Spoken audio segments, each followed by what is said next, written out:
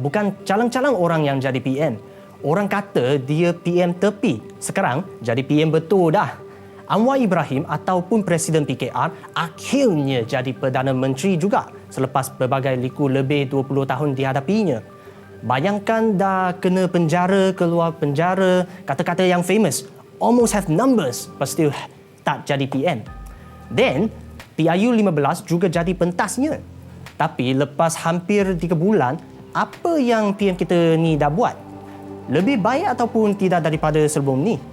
Setakat ni lebih kurang 3 bulan ni populariti Anwar adalah sebanyak 68% menurut tinjauan Merdeka Center. Pada masa yang sama, rating kerajaan perpaduan pula dinilai sebanyak 58%. Tapi menurut tinjauan ini ada 20% pengundi yang tak puas hati dengan prestasi PM. Kalau nak dihitung berapa bulan pemerintahan tu, kira okey lah kan? Korang rasa macam mana? Berapa korang nak rate Anwar dan kerajaan perpaduan ni? Korang rasa perform ke tak?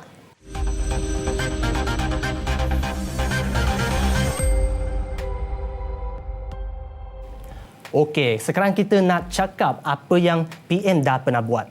Kalau dulu, Tun Mahathir ada wawasan 2020. Pakla dengan Islam Hadari. Najib ada Satu Malaysia. Okey, macam mana tu lagu? Okey, aku bergurau. Selain itu, Pak Maya ada keluarga Malaysia. Tapi, pemerintahan Anwar ada membangun Malaysia Madani. Tapi, akronim maksud Madani ini pelik sikit lah. Kan? Membangun Malaysia Madani terdiri daripada 6 tonggak dasar iaitu M. Kemampanan, A. Kesejahteraan, D. Daya cipta, A. Hormat, N. Keyakinan dan paling last I. Ihsan. Tapi sebagai wartawan, kita tak heran sebab Anwar ni kosakata yang dia guna tu tinggilah. Okey, pada banyak pujian terhadap pemerintahan Anwar, ada juga terselit cacian rakyat. Nak tahu apa? Sebelum ni, kecoh tentang Nurul Izzah Anwar dilantik sebagai penasihat kanan bagi ekonomi dan kewangan kepada Perdana Menteri Anwar Ibrahim. Kita tahu Nurul Izzah ni anak perempuan PM kita. Jadi, lantikan Nurul Izzah ni dapat kecaman ramai. Orang kata nepotism lah, kronism lah, penyamun lah. Jap. Baru-baru ni, Izzah memaklumkan dia tidak lagi berkhidmat sebagai penasihat kanan ekonomi dan kewangan. Ini berikutan dia menerima pelawaan untuk menyertai Sekretariat Jawatan Kuasa Penasihat Menteri Kewangan bagi membantu usaha memperkukuh ekonomi negara. Tapi, minggu lepas ada lagi kontroversi sebab Nazri Aziz dilantik sebagai duta ke Amerika Syarikat. Kenapa tiba-tiba ni? Anwar kata pelantikan Nazri dibuat hampir setahun lalu.